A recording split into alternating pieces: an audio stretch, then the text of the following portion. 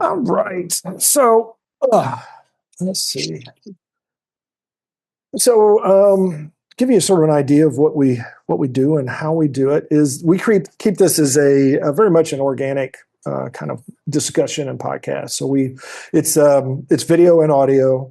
We have the video goes out on YouTube. It's roughly the same time it goes out. The audio goes out for the podcast. The audio, we have a little bit of green room kind of stuff. Some of this kind of discussion shows up on YouTube. You'll know we have a very hard start into the audio side of it. We take that through for roughly an hour, and then we wrap up, and we'll have a little bit of bonus extra material that is the YouTube stuff after the fact. So we'll close up. You'll hear the close of the audio podcast, and then I'll throw out to you a question of whether you can either throw a challenge out to the audience that's related to the conversation we've had, or if there's some piece of wisdom that has not been shared by the time we wrap it up that you can share and say that's good for our audience.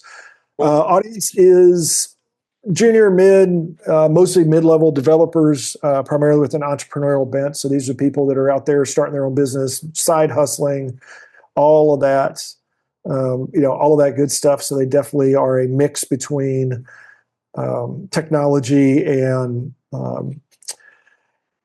founders, entrepreneurs, things of that nature. Not necessarily, sometimes pure entrepreneur. Think of, I guess, as a technical entrepreneur is probably the best to look at it. Okay, cool. I've got a 10 o'clock. Is that going to be a problem? No, I think we'll be good. So we'll get cranking on it, and we should be set to go. So we will dive in 1 second to do this. I got to get him, and we will get started. So 3, 2, 1. Well, hello and welcome back. We are continuing season 28. This is the Developaneur podcast, also known as Building Better Developers. I'm Rob Broadhead, also known as one of the founders of Developaneur and Building Better Developers, also the founder of RB Consulting, where we help you avoid technology mistakes, expensive technology mistakes, before they happen. Always the best time to avoid the mistakes. Good thing and bad thing. Good thing is it's summertime. I'm a big fan of it. I'm like the extremes, love summer, love winter. The bad side is it has been hot this summer. It has not been a very comfortable one. And so I'm ready for winter. I'm ready for at least the fall and some cooler temperatures. I'm also ready for Michael to go ahead and introduce himself. Hey everyone, my name is Michael Meloche. I'm one of the co-founders of Developaneur, Building Better Developers. I'm also the founder of Envision QA, where we help businesses take a step back and really understand what's working, what's not, and where their systems are not holding up. So we can then help you make the right improvements with confidence. Good thing, bad thing. Good thing, we finally got a break in the weather. We went from 115 heat index. We're back down to 87-ish today, maybe 90s, but we're finally cooling off. And I guess that's the bad thing too. We're in that heat dome. So where Rob loves this season, I tend to hide indoors during this season. And today, you may have noticed, we have a guest once again. And I'm going to go ahead and let John introduce yourself. Hey, Rob and Mike, thanks for having me. My name is John McKenna. I'm the owner and CEO of Peachtree VA. We are a U.S.-based virtual assistant staffing firm. So we have U.S.-based virtual assistants that we work with entrepreneurs and business leaders to help them delegate their administrative tasks. And you guys are talking about winter, which I'm up in Cleveland, Ohio, and on Lake Erie, and I can't even think about that right now. I'm enjoying this good weather here for the time being. Yeah, you get those this is like the best couple of weeks of the year for you guys up there. So actually, we've got a great summer here. It's This is an underrated town. There's about 2 months though where you don't want to be here at all, but we can jump on an airplane and go south during that time. That is the best way to do it. I want to dive right in because virtual assistants is something that we have actually talked about for entrepreneurs, and especially those who are side hustling for years, because it's something that actually originally came out of a one of our, I guess, recurring texts that refer to of the 4-hour work week, very much a Tim Ferriss kind of thing back in the day, where he said, "Hey, you can go find people that are going to help you get the stuff done that you really don't have the time for. They're going to help you scale your business, things of that nature." But it feels like it's in a very interesting time for VAs because AI has stepped into the situation, and you have this technical VA essentially that you could have. I mean, it's obviously there's a difference between the two, but AI gives some people what they probably should have had for a VA long ago. And so I guess we'll start with that let's go with the very basics foundation of that is what makes a VA useful to somebody? Because some people say they've succeeded or not, but what makes that a good relationship? Yeah, what makes a VA useful is honestly somebody that can give you back your time. You as an entrepreneur and a founder, time is the most valuable thing you have out there. I know from my experience, and I know from a lot of our clients that they're trying to do everything within their business. There's a lot of things they could be delegating that they're probably not as efficient at as a VA could be. So you only have so many hours in a day as a founder and an entrepreneur. So the best thing and the most important thing about using a VA is to learn how to delegate. And honestly, most entrepreneurs, most founders are not good at that. And I was terrible at that, quite frankly. It's not something you can just flick a switch and be good at. It's like a muscle that you have to exercise, and you really have to. But once you start to do it, and you do it with the right partner, in our case, it's a U.S. based virtual assistant, then the possibilities are endless. It really is kind of a hack, if you will. So what's a good sign that if somebody is an entrepreneur or a founder or something like that, what's a good sign they need that hack? What's a good sign that they need to actually go reach out and explore the idea of a VA? A good sign is you're drowning. You're busy at all hours of the day, but that busyness does not equate to more revenue or more business, and you're just doing everything. You take a look at your calendar, and there's things in there that you should not be doing, quite frankly. I mean, as a business owner and a leader, your biggest thing to do is go out there and generate revenue and keep growing the business. So there's a lot of tasks that you're inherently going to do, especially when you're starting a business, which I did and I did these tasks for a long time that are not letting you kind of keep your eye on the ball and grow revenue. So if you truly look in the mirror and see, take a look at your calendar over the last week or month and see what you've been doing, that's and you see that you're putting more time into activities that are not generating you revenue, that's generally a telltale sign. What's typically like a first, if there is there typically a first area that they want to tackle first that is going to allow them to scale or be more productive?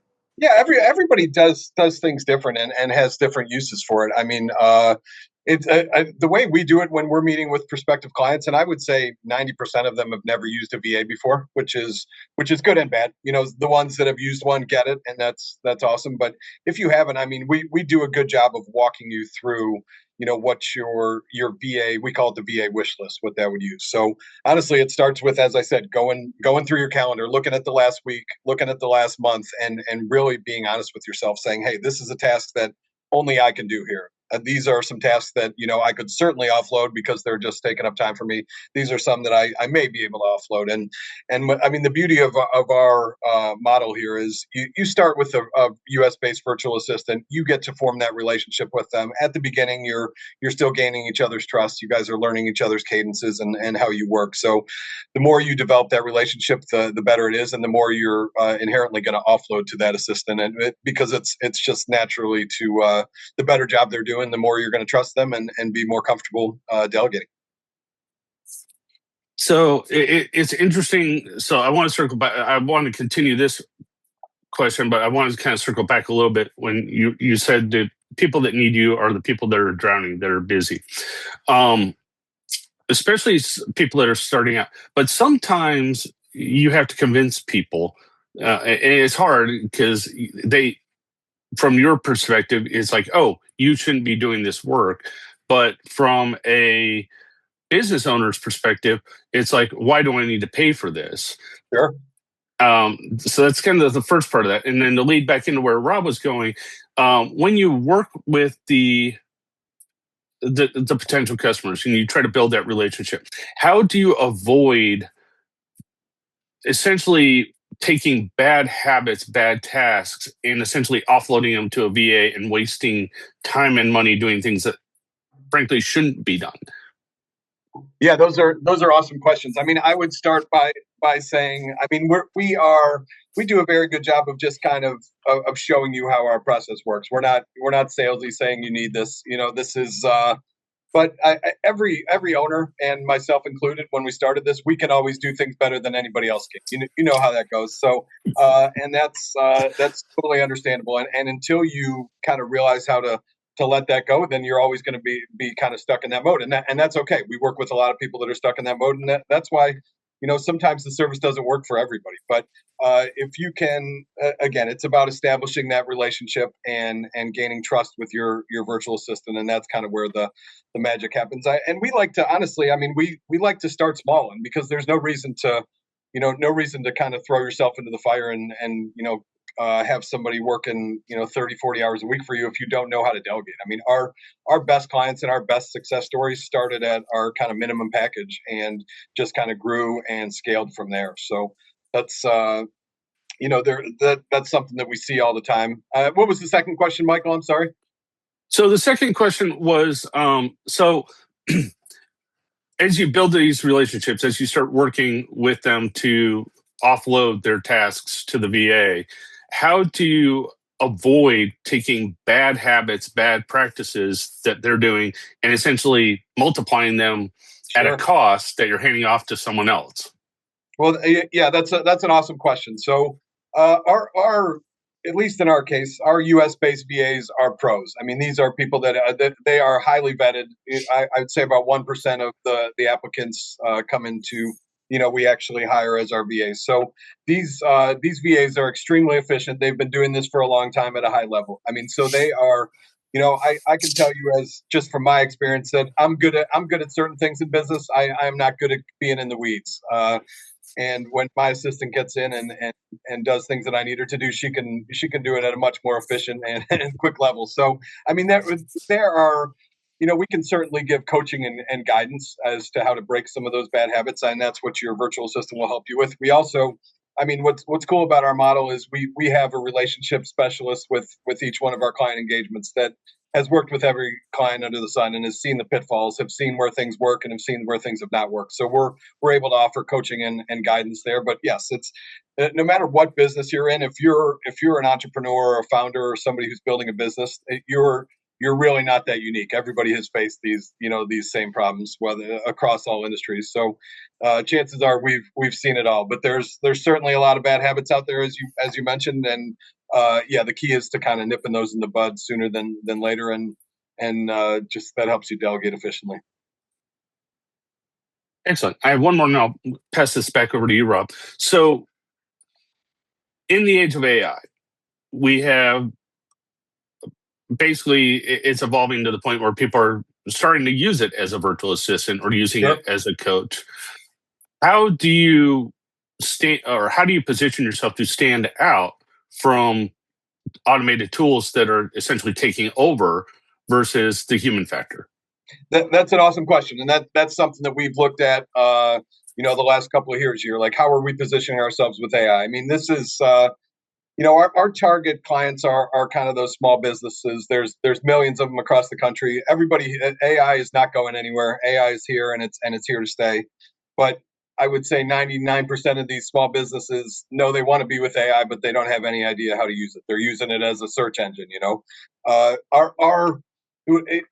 You could really think of it, like as you mentioned there, as a headwind for our industry, but it's really not, because quite frankly, I mean, what we've done is we coach and we leverage the AI. We use our virtual assistants, and they're heavily trained on these LLMs and some other AI tools that we're able to leverage that AI and really help our clients grow with the AI. So our VAs are the experts in the matter, and you as a business owner and founder don't have to be that expert. You can you can lean on your VA to help you with that, because they are we provide training and all of that. So I think the easy way to answer that is, our most of our VAs are more well versed and can help you be more efficient by running the AI tools that you need in your business, rather than you having to go out there and learn it, because that takes a lot. It's a big learning curve, and it takes a lot of time and effort.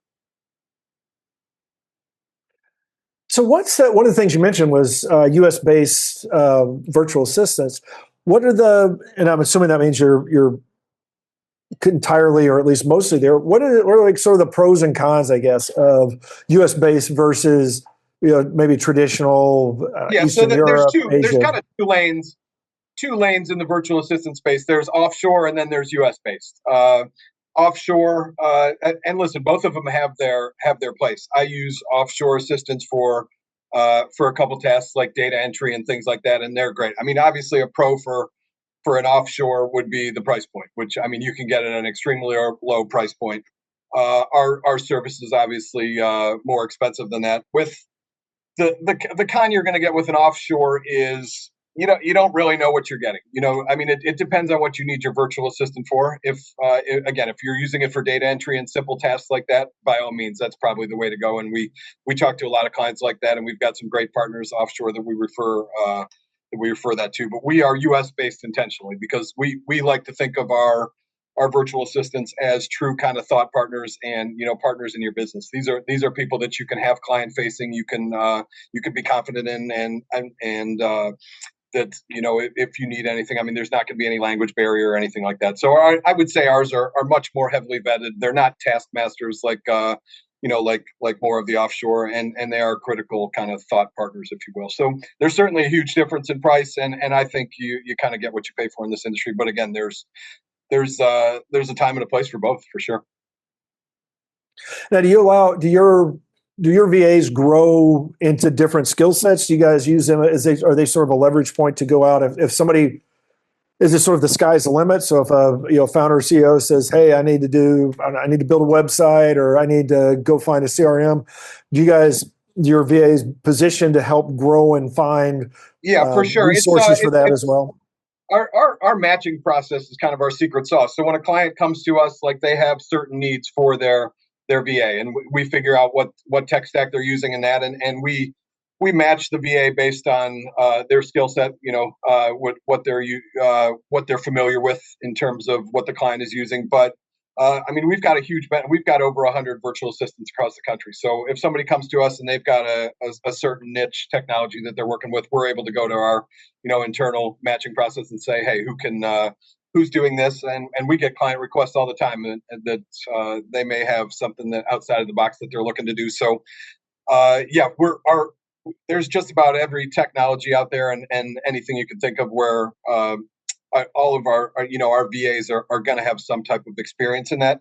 And the other thing is, I mean, we are a staffing company, and my background is a headhunter and recruiter. So if a client needs something that's real outside the box, we can generally go out and hire for that and make that match. So do you typically is your engagements, are they typically a single VA that's working with somebody? Do you have a team? Is the VA sort of like a lead? It's always a single dedicated virtual assistant. So our virtual assistants serve anywhere from 1 to 3 clients. But if you come in as a client, you are keeping that virtual assistant yourself. I mean, that's very important, because I know other companies have tried in the past where that you'll have work to do and you'll throw it into a pool of VAs, and they'll get it done for you. But our goal really is to have this person as part of your team, and we want you to develop the relationship with that person. And if I'm being honest, the longer that you stay with us as a customer, the more money we're making. So it's we want that relationship to be as sound as possible, and the longer you stay together and you're happy with the service, everybody wins. In a lot of cases, quite frankly, I mean, we'll have a virtual assistant who does such a good job that our client says, I want to bring this person on full time, or I want to hire them directly. And that's a huge win for everybody, as long as the VA is good for it. And we've got, a buyout clause that we can do that, which is cheaper than, what you would go out and do if you were doing like a headhunting search, and you've already kind of tested the candidates. So it's that's a huge win-win for everybody. Nice. So This season is exposing the cracks in AI, and you mentioned a little while ago that your VAs are trained in LLMs, they are trained in AI tools, and that. What? So I guess this is going to be kind of a twofold question. First, what are the risks that your VAs are seeing with using these tools? And are you using more public-facing tools, or are you using a more internal LM stack for trying to protect your customers' information? Yeah, there's certainly risk there, and you really have to be careful as a business owner. I mean, I would say we're probably 50-50 on that. I mean, I would say most of our VAs, that the way that they're being trained internally with us is obviously on the large LLMs and efficient ways to use them. A lot of our clients have kind of those internal kind of intranets, if you will. So I think a lot of the same principles apply to that. But I mean, it's the risks are real and inherent, and we do a good job of kind of outlaying that beforehand, that there are, when you're working with these tools, you have to be ready for those risks, and you have to know up front. I mean, our VAs are certainly, they take some courses in the risks of AI, so they're very well familiar with that, and they can kind of warn our clients ahead of time. But I encourage anybody who's using it, because all these models are great, and there's a lot of good free technology out there, but there's inherent risk with anything like that. Now, do you have any? You can say no if it's too just gets too proprietary. But Sure. behind the scenes, are you helping your customers build their own like AI, like to help them with their day-to-day jobs? Or have you guys built any tools internally with AI to help your VAs kind of help manage and speed up the process of helping your customers? Yeah, as far as internally, yes, we lean on some great AI technology. We use it a lot for resumes. I mean, as you can imagine, we get a ton of applicants. We get thousands of VA applicants each month, and it's in the past, before all this, we're going through all of them, doing that's the AI tools have made us very efficient there. So we use a lot there. We use a lot for our matching process, being able to come up with a couple potential matches for new clients, and that's integrated into our CRM. We kind of try to, I have in this business, when you serve small businesses, it's funny, you get to meet a lot of other small business owners that do things, and we don't want to be all things to everybody. I mean, we stay in our lane pretty much with virtual assistant and bookkeeping services, but we've got a lot of great partners that do exactly what you said as far as building those internal LLMs, and we've got a couple VAs who are awesome at it, that they've done it for our clients, but that kind of changes the price point, and it would honestly be a different service line. So we try to send as many referrals to our good partners that kind of do this day to day and live in the kind of live in that world, rather than us try to be everything. But that as I said, that's the beauty of owning a small business like this, that's working in the working with other businesses. We meet so many awesome people that are doing different things for businesses, and we're, whether they're clients or just people we've gotten to know over the years, we love to be able to be comfortable to refer our clients to them as well, because everybody's facing a lot of the same challenges in these chairs. So speaking of the challenges, so I'm still going to pick on AI just a little bit Sure. here before I hand it back to Rob. So since you are having your VAs trained in AI, you're embracing AI, you're working through this. What are some of the, I guess, the caveats, the gaps, or some of the issues you're running into using AI, like with the hallucinations, have you seen it impact the business, or have you found workarounds to kind of keep the problems of AI from really?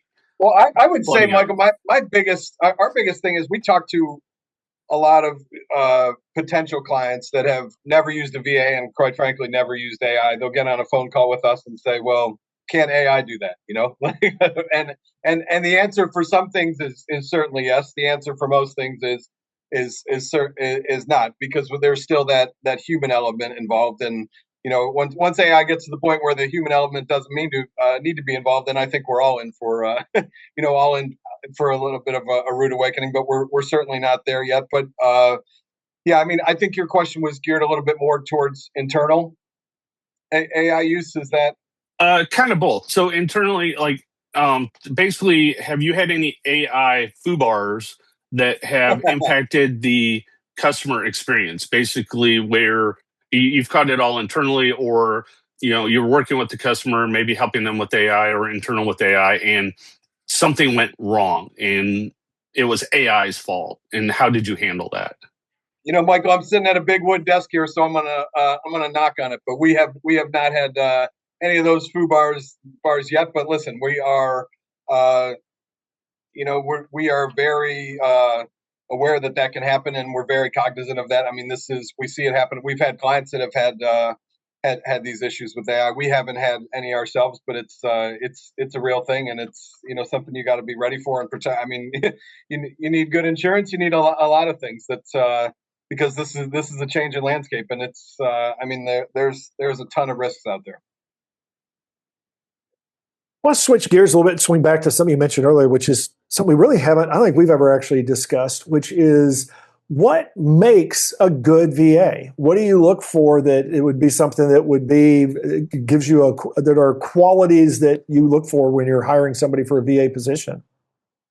My number one thing for a good VA is somebody that is proactive and trying to take things off your plate as a leader. The best VAs that I've had, I obviously will give them tasks to do, but the ones that come back to me and say, "Hey, what else can I do for you? Let's go through your calendar. Let's see that." I mean, if somebody that's kind of tenacious and proactive and always wants to do more and learn more, I mean, that's like a skill you really can't teach. So I mean it's hard to quantify that. Anybody can say they do that when in an interview, and until the kind of rubber meets the road, you don't really know that. But that's the number one skill when I'm talking to VAs out there, and they ask me how they can be better. And I just think always being as proactive as possible, being there for your partner, the leader that you're working with, and being able to always see what you can do more to help them and gain time back in their day. I mean, that's at the end of the day, as we talked about earlier, the time is the most valuable thing for an entrepreneur and a leader. So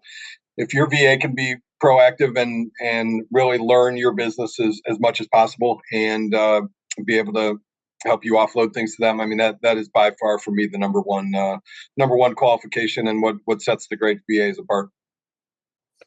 And that is where we're going to pause. So this is just the first episode. We're coming back. We're going to talk more. Yes, we're going to talk about some AI as well. And this is one that even the audio side, you're going to get a huge, cool challenge that comes towards the end that I think is going to be very helpful to you, and one that you should try. This is one I push. It's not the easiest one, but I think it's one that may pay off quite a bit.